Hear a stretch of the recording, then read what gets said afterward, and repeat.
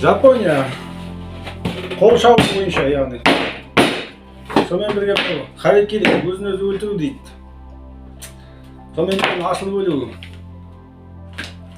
бойынша бұлар бірінші орында, яғни самоубийство бойынша. Енді жалпы даму жолында бұлар Япония қазіргінің өзінде де.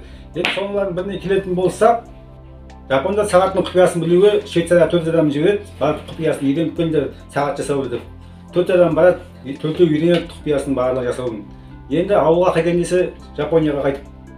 Оларды жібермейді, еліне қайт. Сонымен ойлас 4-еуі карта ойнайды. Хатта 4-еудің арасында бір қыз болады. Бір қыз, 4-еу сол қыз жеңіледі картадан. Қайткенде сен баруың керек дейді. Харакири жасайды, қыз өзін өзі өлтіреді. Жаңағы қызды құпиясын алып, жаңа қыздың денесіне, өл денесіне алып, салып жібереді құпияны. Сөйтіп, еліне жібереді осы өл денесін. Тірдей жібермесеңдер, өлдей барады деп. Сонымен осы сағат жасаушы топқа кіреді қазіргі уақытта, мысалы Жапония.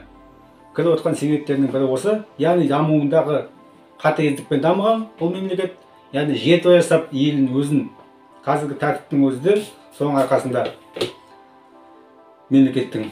Сонымен осы, тіркеліңіздер каналға. Рахмет, давайте.